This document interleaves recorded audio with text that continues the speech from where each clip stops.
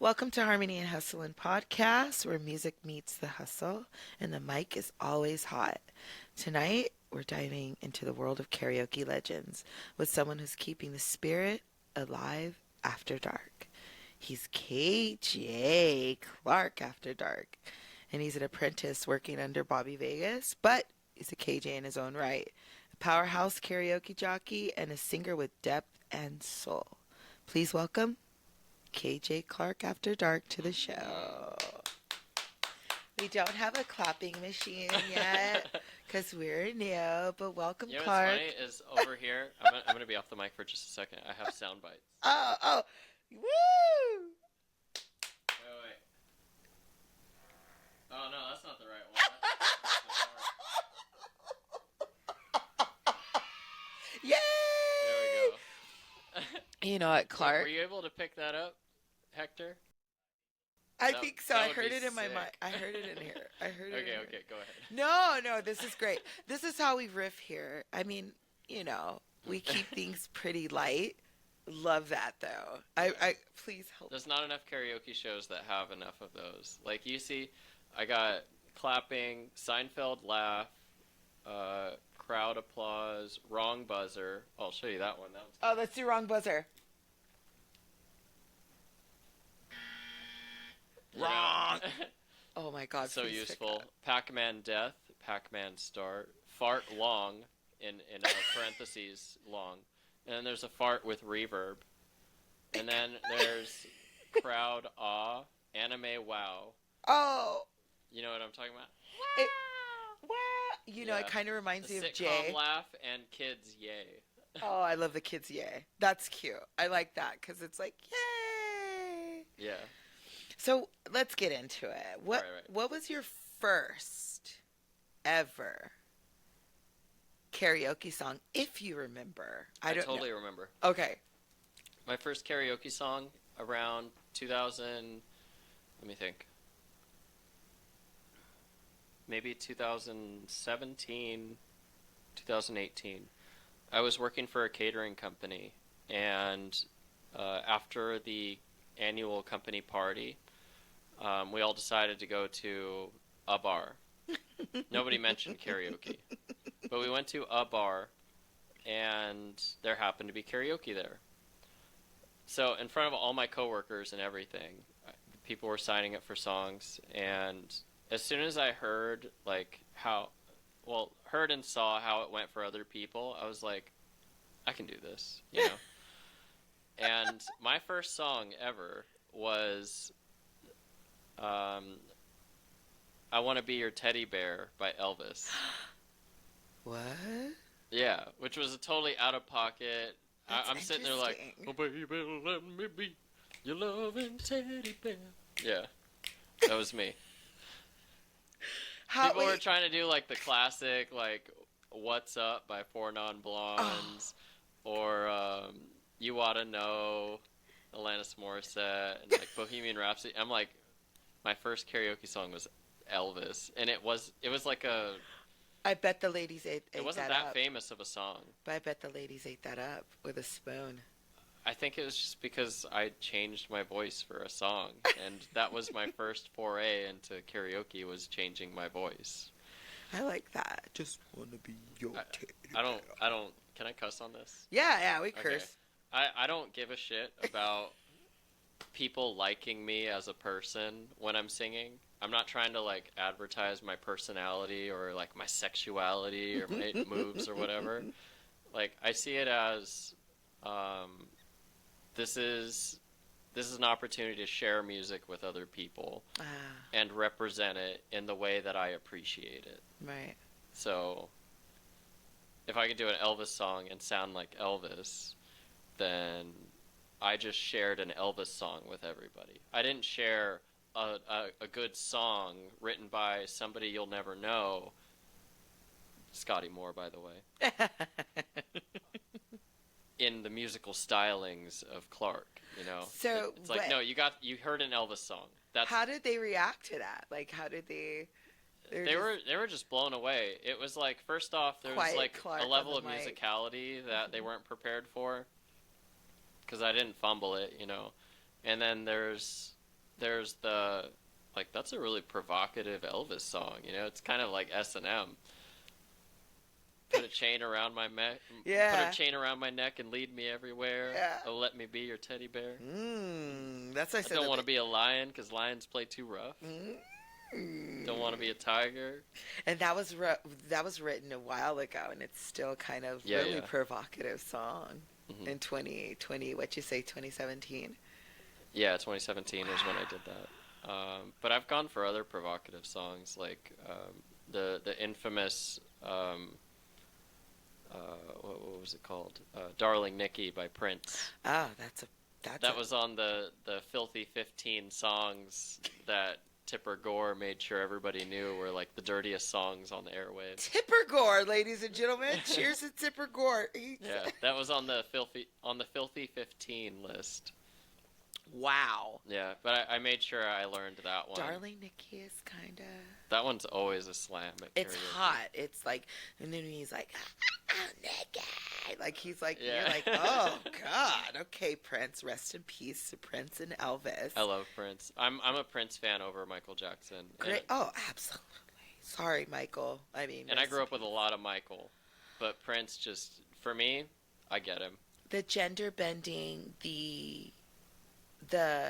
I was watching something the other day where he was really trying. Sorry to cut you off. No. Like, he was mainly trying to improve on James Brown's stage performance, but he did that like 70s. In the 70s, there was this big like gender bending craze with performing artists. Yeah. The New York Dolls, they sort of brought that to rock, but with like a punk attitude.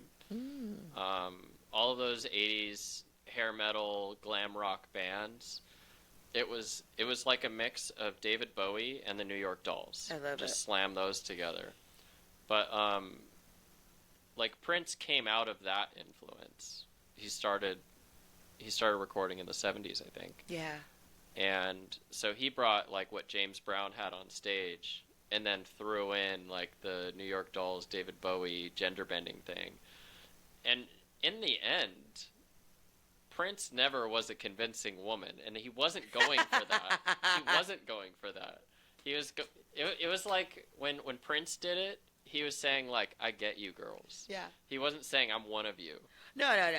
I'm still a man. I still date. That's what I loved about Apollonia Prince. And all these crazy, beautiful women. Yeah. But Michael Jackson kind of visually he was doing that. Yeah. Similar to Prince. But Michael can't get away from his high tenor voice, and it's not that Prince didn't have such a voice. I think Michael just really liked the soul singers of the 60s. I think so. And he based a lot of his sound off of that. That's a great point about Prince too, because it's like he had a very huge rival. He would open for Rick James, and then he started to surpass Rick James. Rick James with his eyeliner, and he was trying to do that, but Prince was really embodied that. That's who he was. Yeah. Yeah. So I think that was like good point that you like made, because it's like it was all positive masculinity from Prince. Yes, it was. Yeah. Dave Chappelle and him playing basketball. It's the best. It's a true legendary. story. I have that on DVD. Season 1 of Chappelle's show. It's an actual true story. I thought it was made up until like they confirmed. Like Charlie Murphy. Yeah, Charlie Murphy. Like it was a true story. Darkness. And I'm like, he could have been restricted by his shorter stature, right? Because he was like, that's why he always wore heels, because he was like 5. Oh, Prince? Yeah, Prince was shorter. Yeah, he was quite short. Yeah, and it didn't limit him in that way. So I'm glad you brought that up. I love this. Okay, so we have questions. We gotta. No, but our questions are like an outline. I like how we deter from it. Because, see where it takes us. And it's all about the music, your influences. It's about you now. I'm crazy about music. Yeah. I'm crazy about the 20th century. Yeah. I just had I'll be short with this, but like I just had a conversation with somebody recently, and I say that to make myself sound normal, but I've had this conversation because I have imposed this conversation on many people. But the 20th century, you could look at it as an allegory for um, just human development throughout the course of one's life. Right. So it's like the 50s is how we imagine our early adolescence, when you didn't really understand the cruelty of the world or anything like that. Oh, yeah, much You believed innocent. everything that was being advertised to you on TV. You trusted the family unit. You didn't question the authority of your parents or the role of your mother or whatever. The 50s is that. The 60s, you start bringing in like drugs. You start. Rebellion. I say drugs first, but it's only because it's the first thing that came to mind. But you have like countercultures. That's the big thing about the 60s. Countercultures, because of television in everybody's homes, was commercialized. And so you had your beatniks, you had your hippies. Those are the main ones. Unless you were part of some radicalized group that would like ultimately become Black Panthers or ultimately become whatever. Hippies in the end, Yeah, the yeah. 70s, yeah. So that's like your preteens, right? It's where like whatever your counterculture is as a preteen, you don't have the rules in mind because you think you can get away with avoiding them. And then the 70s is like young adulthood in this new wild west of people, men and women, being free to have careers and supporting themselves. The single bachelor is suddenly like this really attractive offer for women. Like you could just be with a guy and not. Hence the dating shows and all that. Yeah, that birth help control, with all that that. became Yeah. available. So the 70s like really encompasses what anybody in any generation has felt in their young adulthood when they start become like, I'm about to use a Japanese term, but salary man. Mm-hmm. And similar with women. Obviously, things were looking up at the time. And the 80s is just indulgence and excess Oh, and the birth of the yuppie and all that, and means young urban professionals. yeah. So I can go on, but anyway, the 20th century, you could look at it as like an allegory of just human development, Yeah. and that's why it's always fascinating to me. It's a great way to put it because you see that. Like, I watched a documentary today about Devo. I didn't finish it. I wanted to finish it. It was very interesting. Let's talk about Devo. Oh my God, it was so interesting. Um, I was blown away. Those documentaries about songwriters and how they did their art and how they did their music and how they evolved after they were just like cut from the music industry. They were geniuses. Oh, Mark Mothersbaugh. wait a Mark minute. Mothersbaugh like composed so many intros to so many Nickelodeon shows that I grew up watching. And it occurred to me today, and I was like, Like Rugrats, Rocket Power. Like that's quite a range as it is, but wait that a guy minute. made money. Oh, I read recently Mark Mothersbaugh. It was the intro to. I'm glad you appreciate Devo. Thank you, thank you. It was the intro to a show. What was it? I know he did something on. There was one. It like pays all his bills for life. Oh. I'm getting him mixed up a little bit with Bare Naked Ladies for The Big Bang Theory. Bare Naked Ladies did do that one, yeah. But in the same article, Mark Mothersbaugh was named because he had composed. It was actually, let me think. It was one of his actual Devo songs that got used as an intro for a show. Wow. And I'm trying to remember what it was. I would love to be a songwriter. I did watch a documentary about this one young woman who wrote September. Who wrote. Oh, wait, isn't that Earth, Wind, and Fire? Yeah, she wrote the song. Young Jewish Somebody girl. quote me if I'm wrong. Yeah, no, it is. Or misquote me. Oh. A young Jewish girl wrote that for them.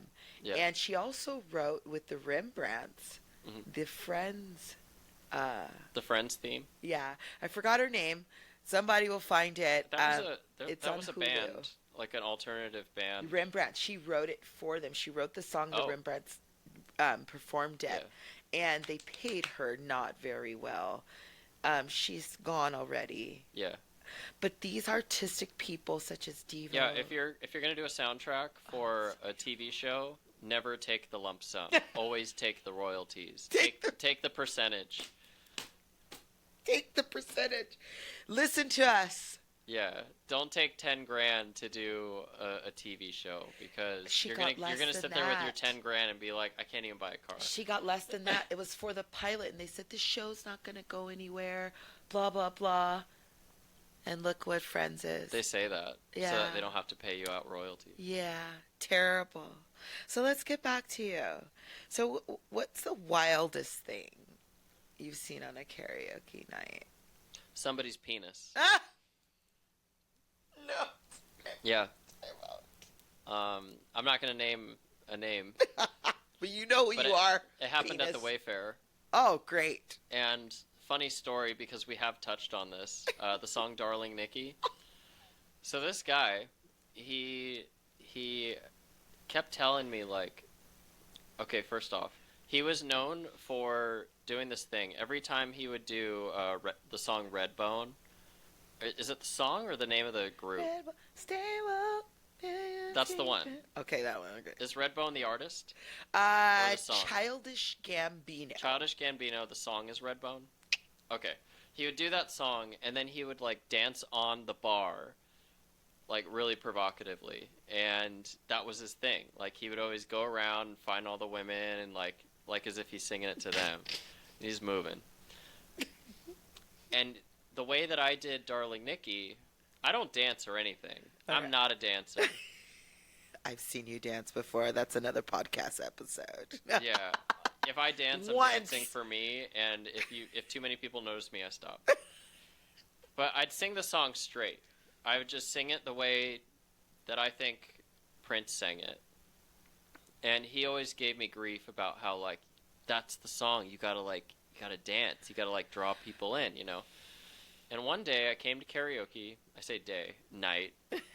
I came to karaoke at the Wayfarer, and he did that song. And just before he did it, he was like, let me show you how it's done. Mind you, the outfit he was wearing blue jeans, and he cut them in such a way that it was like Daisy Dukes with his thigh cut out halfway down to the knee. So it was like pants, but it was like revealing right there.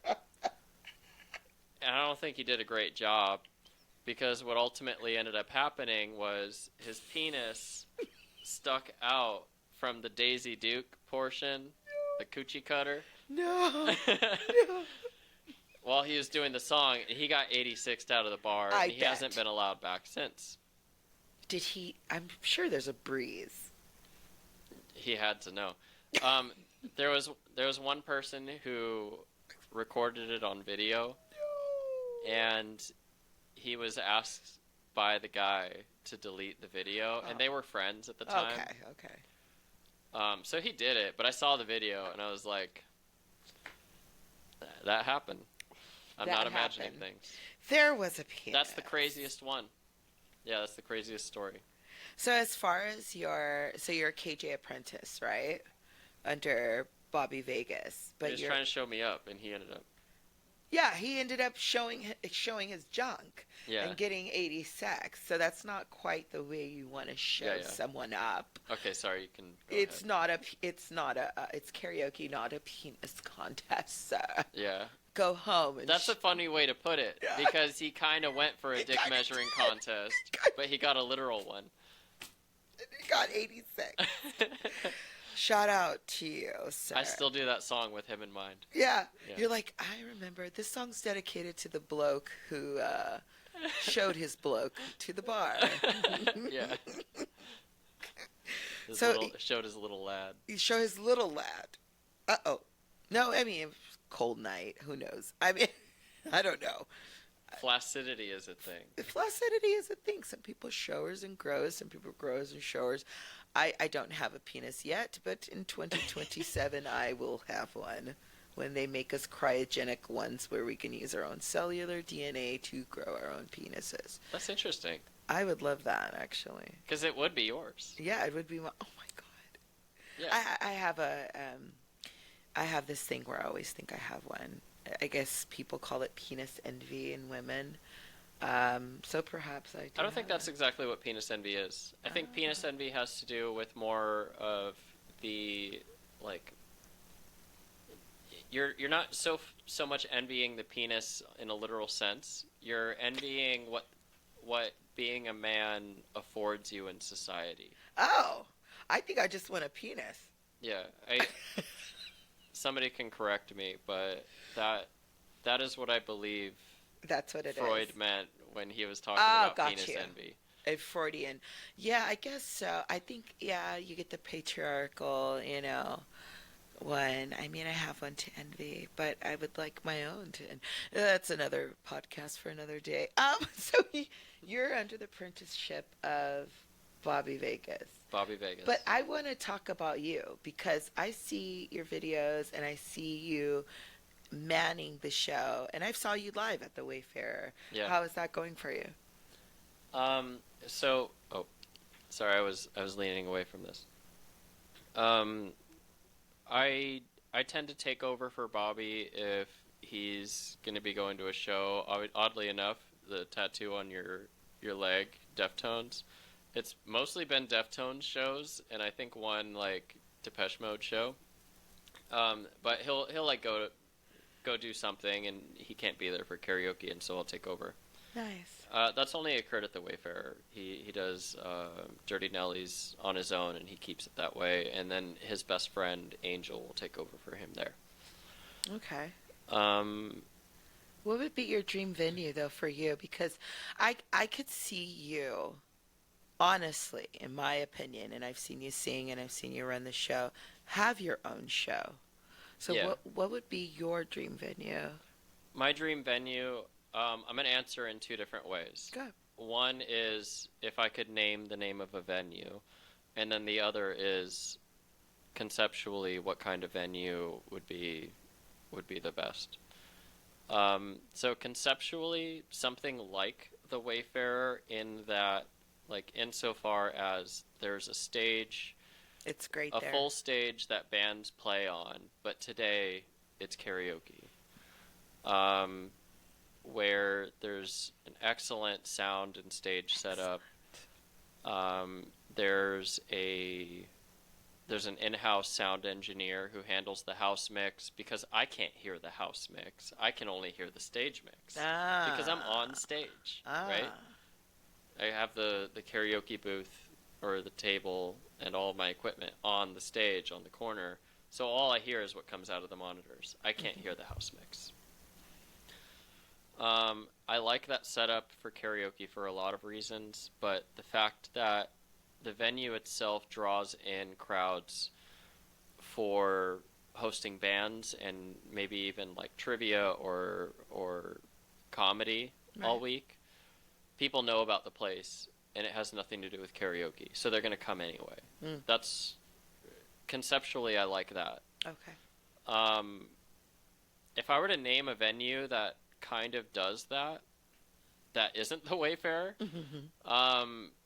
there's a place called The Rush in Lake Forest that I think I've always had it in my mind that, like, I could do something there. Really? Do they have karaoke it's also, there? Yeah, they have karaoke. I think Okay. 3 nights a week. It's always been inconsistent though. I just How's the had my KJ last there? birthday party there, and they Okay. kind of dropped the ball a bit. Oh, I contacted the I better KJ. pick it up. I contacted the KJ weeks in advance on Facebook and let him know I'm bringing a party of people on this night. I need you to, like, come through, you know? Yeah. I showed up on that night with like 15 people, and the bar still closed early. So we only got to sing for like an hour and a half, and then I had to relocate everybody to Godfathers. Thank you, Rashad, for hosting Yay, us. shout out to Godfathers. Thank you, Rashad. But ever since then, I've just been like, I can do better. You know what? I think and it's no harm, no foul, but it's low key a harm and foul because, CeeLo's a nice guy. I don't know what the communication was there, but ah, he never contacted me back saying like, I hear you. You're having your birthday party at my venue on my karaoke night. I went through the trouble of, I posted on Facebook, I was like, all KJs in Orange County, comment with your flyers. I want to collect the flyers right, so that I can plan out my birthday party based on what is advertised, right?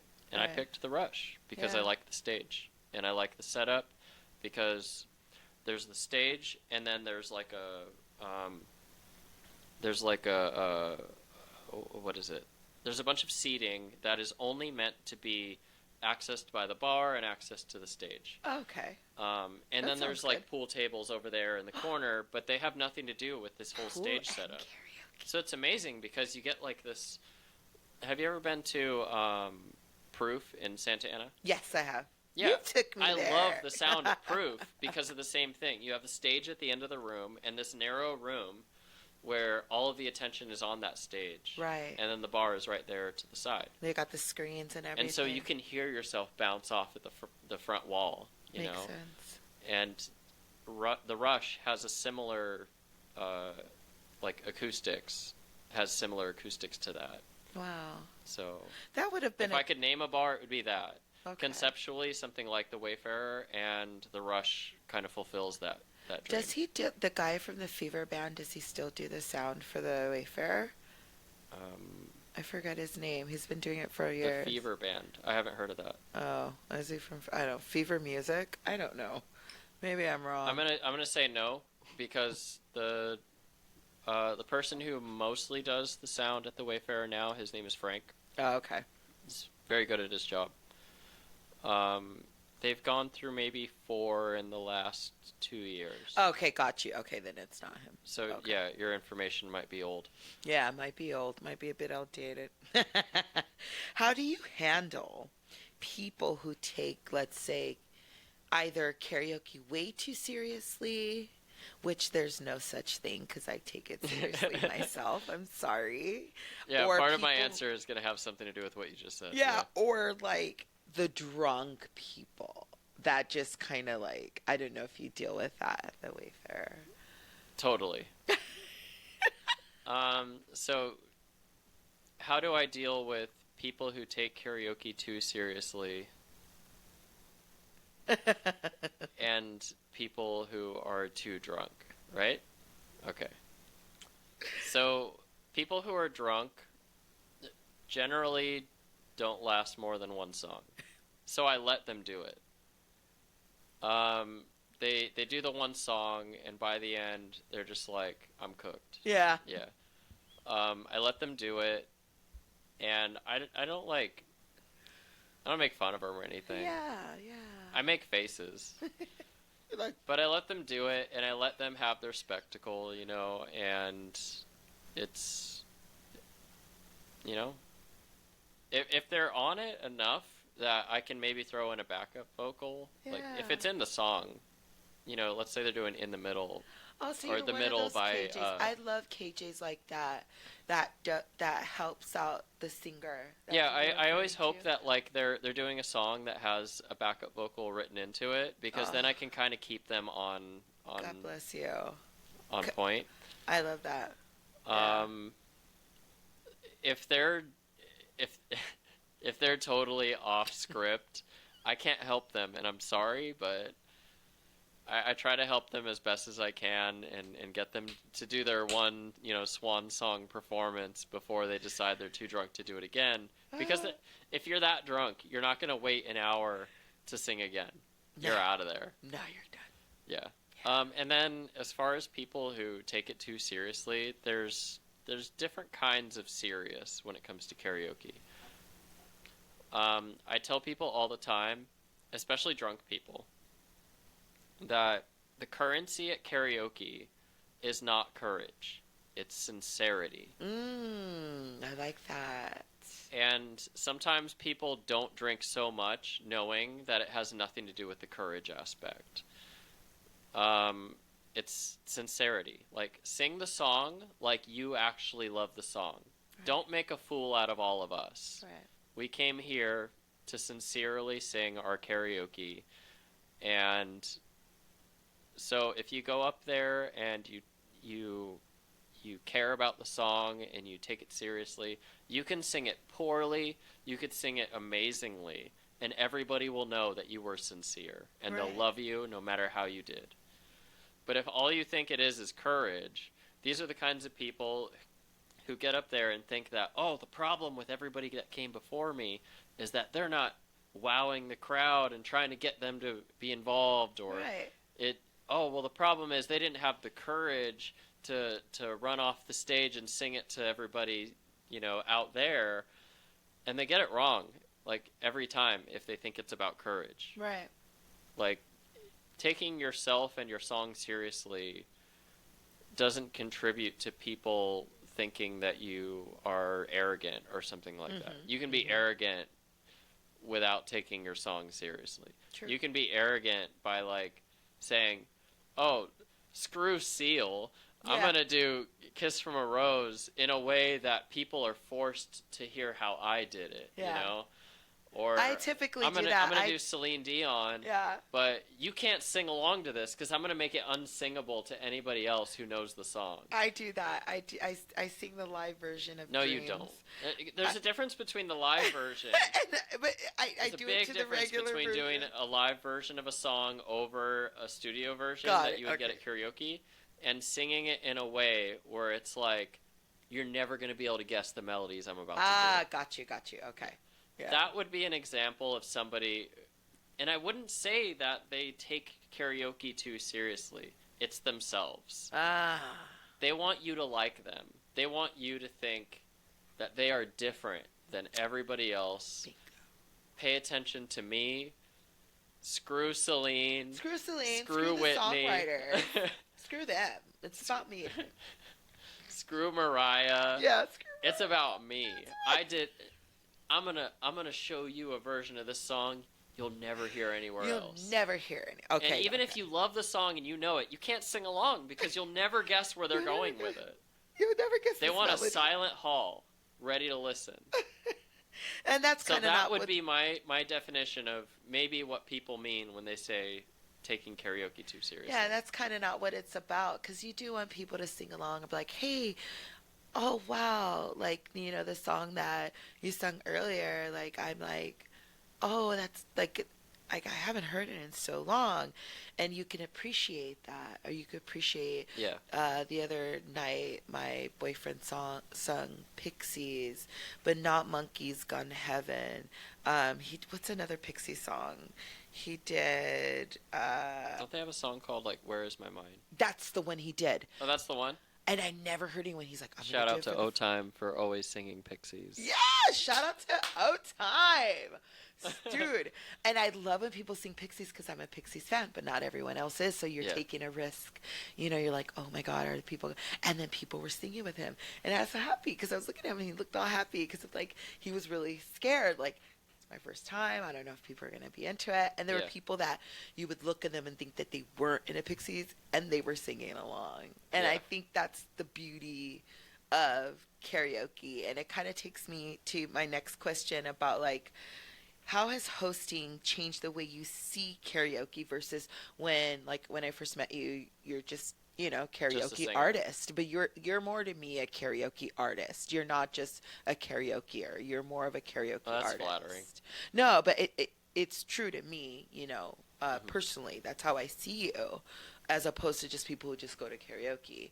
But how has the transition been different from you, like being KJ as versus being? I just think the doing big for fun? difference is that when I'm going to a karaoke venue and I only mean to sing.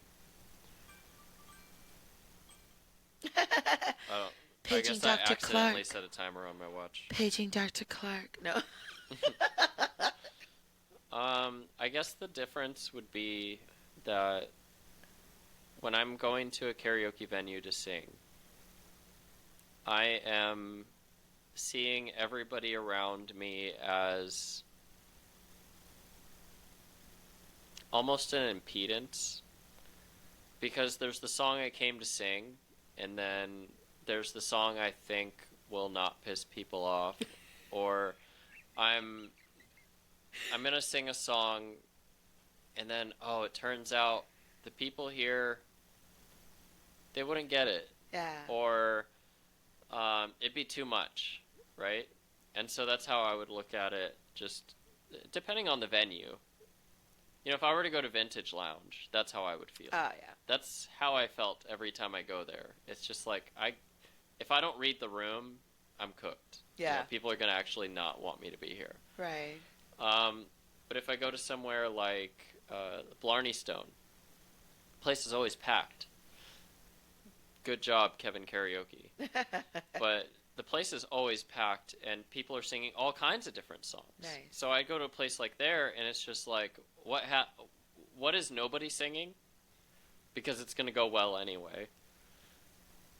Or, you know, I guess if what I've been working on would go well, at that point I don't care, because it's so eclectic that you can just do whatever you want. I like venues like that. Well, karaoke venues like that, because you're like, oh boy, it kind of takes a little bit of the pressure off. Because if most people are singing country, Yeah, I guess I go into it with more of a defensive attitude. Yeah. Because I am, as an autistic adult, inserting myself into a statistically neurotypical environment. Neurotypical unless social I know otherwise, environment. You know, and it's like so I go into it with more a defensive attitude. How do you deal with it? Hosting is the opposite. Okay, there we go. I understood the question. So hosting is the complete opposite, and it's better. And I'll tell you why. Because interesting. my autistic special interest is karaoke. Okay? So you flip the whole script, because now I am facilitating my special interest for all of these people, and in turn, all of these people are participating willingly in my special interest. And so when I'm hosting karaoke, you know, I sing the sound check song. I'll sing one in the middle, and then if there's time, I'll sing one at the end. If it's really slow, then I'm singing in line with everybody else in every rotation. But people get a mind about it like, oh, this isn't just some guy standing there, you know, pushing buttons, just wiping off mics in between singers. Yeah. You know, it's like, oh, this guy is, like, he has this appreciation for karaoke, and I try to make people feel like they can do anything. Yes. I don't care if you're good or not. Yes. Being good at karaoke has nothing to do with being good at singing. Right. Being good at karaoke is about the sincerity that I talked about. Yeah. If you get up there and you care about doing your best to convey this song to people that you love, I'll know that you love it. Right. Right. Right? So there's people who, they start out and they had the courage to do it, you know. You start off on a good note. And I guess in a way I use that to sort of transition them into the mindset of being sincere. And so you'll have somebody who will sing a song and they did it and they're happy they did it, but they don't feel right about it. Like, I could do better, or I don't measure up, is how they might feel.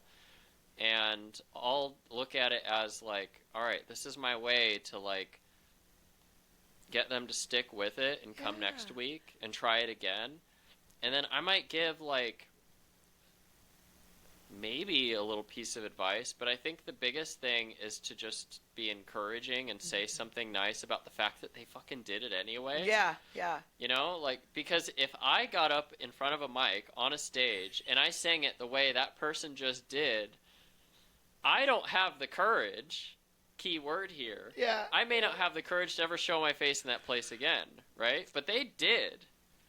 And they're going to come back. Yeah. And they're going to do it that way again. Because they like your And style of doing it. You're not dismissive to them. no, no. I'm so grateful for people who just get up there and do whatever it is they're going to do with respect to the people who are paying attention, Right. you know? Right. And so that person might come in and incrementally they get a little bit better. I might say like, "Oh, you know, on the third verse they actually change up to here. Did you hear that in the track yourself?" And they're like, "Oh yeah, I just forgot, you know, I was so caught up in my nerves." Or So whatever." nervous. And then next time, like maybe the fifth time they come in, they start implementing that little variation that goes in that third verse. And then I'm like, Wow. hell yeah, dude. And then you care enough to notice the growth. Whereas Nobody else is going to talk about exactly, it. You know, for them, they're just exactly. like, "Oh, this guy again." Exactly. Oh my gosh. But So- it comes down to the sincerity. yeah, because they won't come back, they won't tip, they won't support if they don't feel like They're tipping the experience. They're not tipping you as a person. They're tipping the feeling that you give them. but exactly in this experience you provide for them, because if they don't feel, I've been to venues where it's like, oh boy, like you could feel like this isn't a welcoming environment. Yeah. And I think if they don't feel welcome, they're just kind of like, oh, I don't think I should come back here, you Mhm. know, Yeah, it's got to be a personal experience. yeah. And they're providing a personal experience by showing up and singing. yeah. But you have to meet them where they are. Good job. Look at you. I didn't expect that answer so profound. So if you could do any duet with any artist, dead or alive, who would it be? This And- is a really tough question, and I say that because I don't really have an answer yet. And furthermore, or if a song, I don't know. Yeah. Considering that my approach to karaoke is usually to try to emulate the way that it's sung on a very technical level, you know, if Yeah, you're you really know, good if at that. somebody's like, you know, singing out of their sinuses, or if they're just being nasal. I try to sound like the person. There's a video on YouTube where trust me, this is an answer to this question. There's a video on YouTube of John Mayer playing guitar on stage with B.B. King. Oh, Okay, John Mayer is a massive B.B. King fan. yeah. So John Mayer's first thought was, I need to show B.B. King how I've mastered how to play B.B. King solos. And so he's sitting there playing note for note the exact solos that he played at, you know, Sing Sing and all these other places that were just like a major part of, as a listener of B.B. King, like you... I know because, you know, I started out playing guitar. Like, I get it. When you're trying to recreate somebody, you learn about them by getting into the mindset and, like, the heart of why they played it that way. And then when you play it that way perfectly, you feel it, you know? So he was on stage with B.B. King, and he was playing his solos note for note, verbatim. And B.B. King was like, "You keep that up, I'm getting off this fucking stage." And I love this video because it was in this moment that B.B. King taught John Mayer to play his own shit and feel his own heart. You know, you can play the blues and not completely emulate a blues man Right. because you're kind of taking away his power by doing that. You're Yeah. taking away his soul, his heart by pretending to be him. It's like plagiarism. Yeah.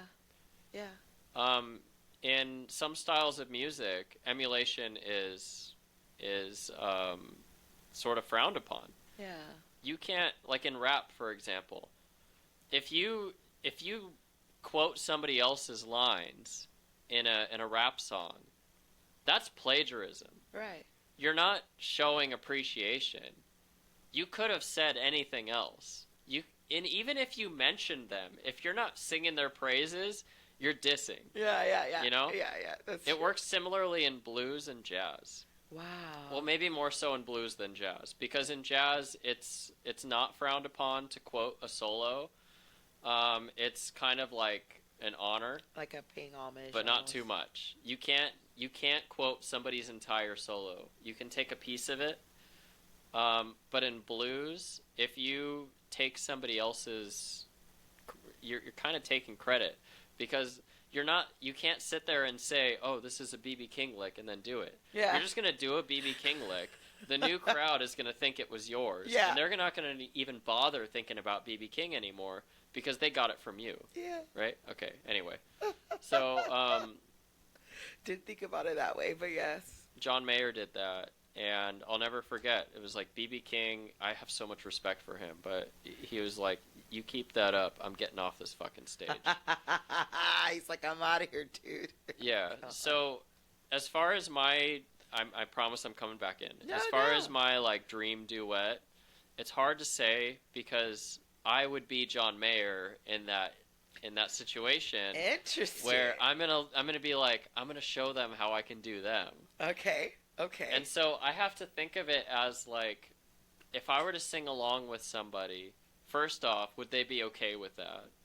And second, if I sang it my own way, which I don't do, would the actual artist appreciate it? I think what I would, if I were to do something like that, see, I don't think I'm good for duets. Like, I've done duets, but only if I'm allowed to like pretend to be the.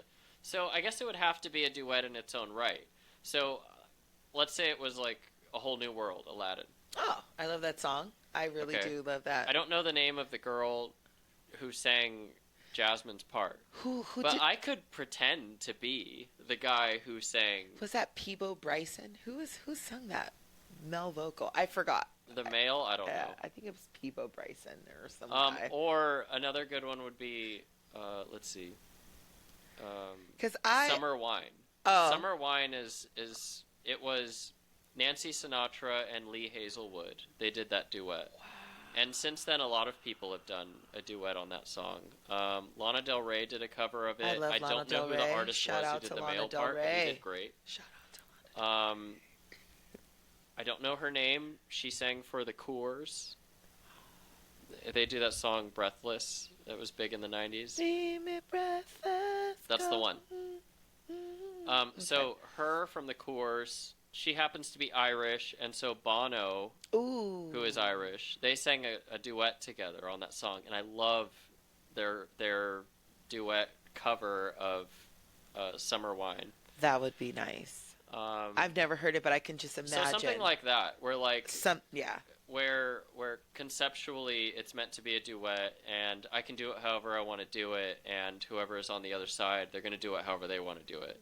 But as far as doing a duet with somebody on their own song, I think I would insult them.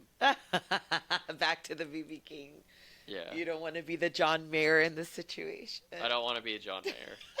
Shout out to John Mayer, but you know what you did. I'm just kidding. You know what you did. You know what you did, John Mayer. You're guilty as charged. And that we're not just talking about the BB King. Guilty as charged. Are you a big Lana Del Rey fan? I'm a huge Lana Del Rey fan. Same. Lana Del Rey. I love her. I got to see her at the Hollywood Cemetery. You saw Lana. She looked beautiful. It was I've been to a lot of concerts. I'm going to say that was my top 5 because it was at the Hollywood Cemetery. You can bring your own picnic, your own bottle of wine. It was with a good girlfriend of mine who loved Lana Del Rey. Yeah. She looked gorgeously stunning. The spotlight was on her beautifully. She had a beautiful green dress. Her hair was like a dark reddish auburn, long wave, and she killed. And it was the perfect night. So something that a lot of people get wrong about Lana Del Rey, and I've heard this from women before, because women tend to think that men like a female artist because she's attractive. Mm-hmm. That is not even most of the reason why men like Lana Del Rey. She looks great, but that's not it. Lana Del Rey is sort of the product of Americana. Mm. And the way Lana Del Rey portrays men is in the way that she's sort of always talking about how women get carried away with them and how women keep falling for the spells and why they keep running away with the wrong people and but the beauty of it, as it's felt in those instances. And so Lana Del Rey's music, at least the first 3 or 4 albums, is like an ode to that mysticism around male and female relationships. And she has coming out of the 50s or the 60s or the 70s, the different zeitgeists that made women fall for men.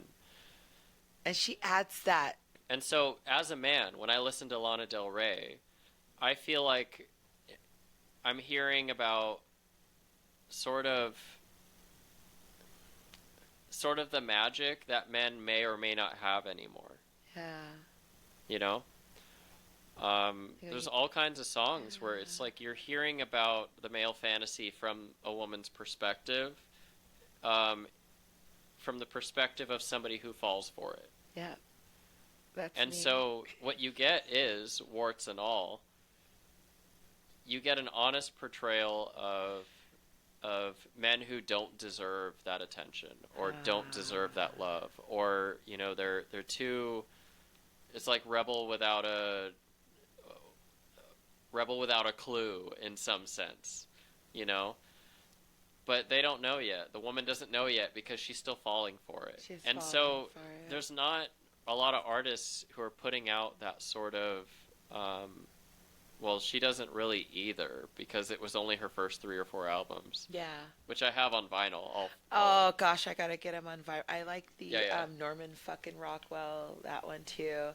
But my favorite one is West Coast. I actually do karaoke. For me, it was, and these are albums: Born to Die, Born to Die, is that Paradise, Ultraviolence, and Honeymoon. Oh, I love Ultraviolence. I have those on. I love her hip hop feel. Like when you mentioned the Americana, I think that kind of like really summed it. And if you don't get Americana, if you don't get the 20th century, and this goes back to what I mentioned earlier, like if you don't get the 20th century as an allegory for how humans just develop in modern society, then you're not going to get Lana Del Rey. Yeah. I like that we talked about the last thing is this cherry on top that she's attractive. Oh, she's gorgeous. She could have been a beast. Oh, that night in the with green that dress, voice? I was just like, wait, what? Like, it was stunning. She was just in the spotlight, and then the music and the hits. You're like, feet don't fail me now. We're like, yes, we're all toxic. No. So, Clark, where can people catch KJ Clark After Dark? Plug your Insta, plug your place where you KJ, All right, plug everything. This is your moment. So at the moment, you can find me at Second Floor in Huntington Beach on Wednesday nights from 8 to midnight.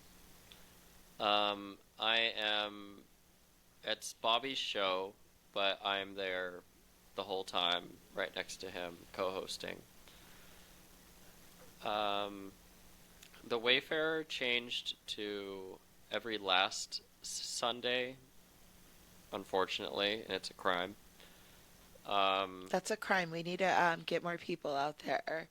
Yeah. Before the pandemic, the Wayfarer used to be quite the happening place for karaoke, but since then it's changed a bit, and there's not much we can do about it, or even the Wayfarer can do about it, because their own efforts don't seem to be working either. Okay. But so that's going to become something else at some point.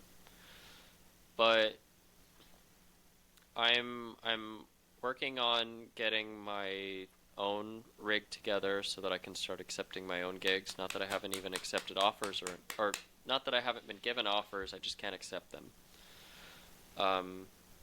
And I'm hoping to start hosting on my own. I can't even give a timeline because, well, the money would have to start rolling in, and that segues into the next thing. Yes, let's talk to So the next I thing. just started a GoFundMe a few days ago. I itemized in a Google Doc all of the equipment that I need in order to get started and have a stable show with prices. There's links to Sweetwater, there's links to Pro Audio, there's links to Amazon and eBay and so on. I mean, I'm being really generous because I'm even getting like a B stock Mackie V3 uh, mixer, like, but the V3 would be nice because they added compression to the first four channels, which would really help, karaoke singers sound great, Yeah. good and bad. Yeah. Um, but anyway, I just started this GoFundMe, and I think it's about 10% to the goal now. Nice. But the sooner that gets fulfilled, the sooner I can start hosting. And I think I've gone with more of a bottom-up approach to entering the karaoke scene, in that I'm not some stranger. People know me. Yes. KJs know me. I have the respect and support of the KJs who I have no intention of competing with. I won't be in your turf on your time and day. It's all good, baby. We Uh, want to support and we want to show love. I've had other KJ on here, another KJ from Alternative Karaoke. We've had Mel on here. She's out at the Mix in Pasadena. mhm. So we really want put your socials out there where people could get to the GoFundMe, because someone might just donate all the stuff to you via the podcast or via just sharing it and people resharing it. Yeah, it's actually surprising how little I need. Yeah. It all comes out to like $1,500. Nice. That's it. Yeah. So like almost any amount will buy something. The list is like 20 to 23 items long, and it's like any amount will buy something. I think the most expensive thing on there is the mixer, which is, again, it's B stock, and it's like $269 for just the mixer, With and the it's the most quality. expensive thing on there. Pay half of that, and I get a table. You know, um, Pay a tenth of that, and I get some cables. Nice. Something will pay for anything. So Yeah. I have that currently on my Facebook only, and I keep my privacy set to friends only. So They can still request you. they can still request me, and if they just send a message saying their intention, then they'll be able to. If you get out of line, you'll be blocked. That's, the society we live in nowadays. Yeah, yeah. Where could they find you on Facebook if you want to share? If not, By my name, I suppose. okay. Clark Tomlinson. My KJ name is KJ Clark After Dark, which is my Instagram handle, separated by underscores. KJ Clark After Dark. Okay. So it's KJ_Clark _after dark. After_dark. After_dark. Okay. Yeah, yeah. Make sure if you're listening or you're watching this, support, because this podcast is about local artists, is about local, really talented people who do care about what they do. It's not just, we're just going to have someone on and promote them. No, these are people we know, and I know and I've seen evolve into what they are and what they do for the karaoke community. So if you fund artists, if you fund people and you want to get behind it, I suggest you do so. It's a strong suggestion. Any advice, like last minute advice, because after we have a treat, Clark has graced us with a couple songs, so we're going to have that at the end. But last minute, any advice for anyone that sees you and sees this story and is inspired by you and wants to become a KJ or wants to karaoke? Um, like any discipline, which I consider karaoke hosting to be a discipline, you have to do it with respect to the community that supports it. And so you can't just be a good singer. I'm sorry, that's just not enough. you have to give something to the community. You have to recognize the community as it is, meet the community where they are, and then maybe you're qualified to decide what it needs. Yeah. What I did was, for about 2 years, I went to every karaoke bar that I could find. I went to bars and just asked if they had a karaoke night, right? And this is before I discovered the godfather of OC Karaoke on Facebook. I went and did, the footwork myself. I went to all these bars and I figured out when they were doing karaoke. And on my Google Calendar, I would add it in as events. And I mapped out all the karaoke spots in all of Orange County. And this was like my Bible, right? Right. And I had 6 to 8 different places I can go on any single night of the week. Nice. And I got to know all of the hosts. I figured out, how the karaoke economy is running. Who's making the money, who's hiring who is running their business in a way, and then who is running their business very well. And when I decided to sort of integrate myself into Bobby Vegas's show and his friendship, it was on purpose. Right. Because I recognized who he was in the community, the respect that he garners. Absolutely. Shout out to Bobby Vegas. Yeah, and I made a very conscious choice to really lean into him. And I didn't ask to be his apprentice. I was offered. There was a need, and 1 or 2 people in his close circle were like, you got to talk to this guy Clark. He knows what he's doing. Huh.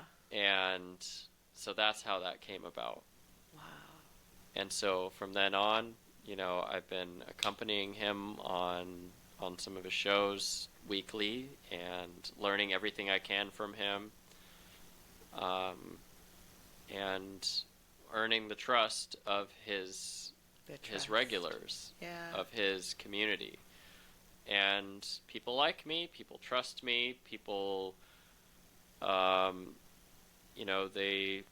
they welcomed me. And so I want to be able to have the opportunity to welcome them to my own show.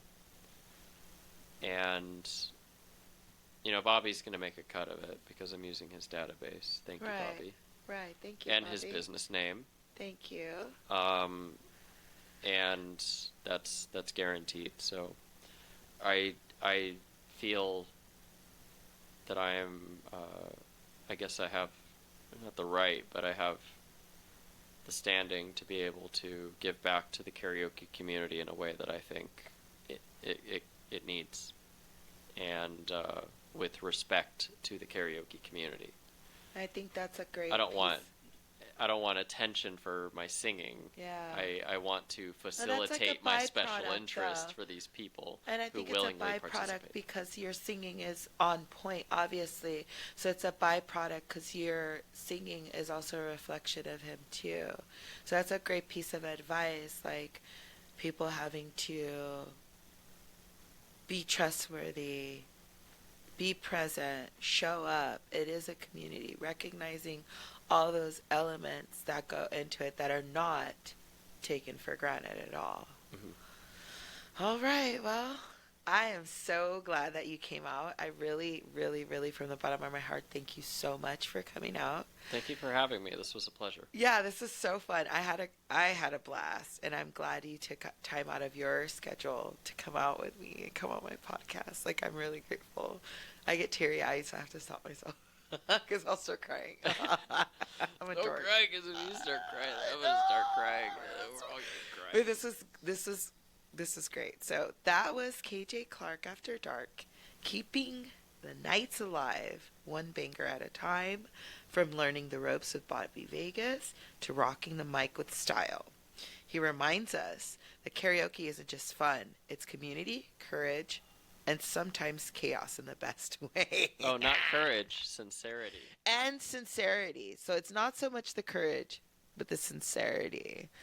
And catch them live. Show up for the music. And remember, whether you're hitting the high notes or just vibing, keep the hustle alive. Until next time, this is Harmony and Hustlin. Thank you so much for coming out. We appreciate you, Clark. Thank you, Delu. Till next time. Bye. Bye. Clap. No.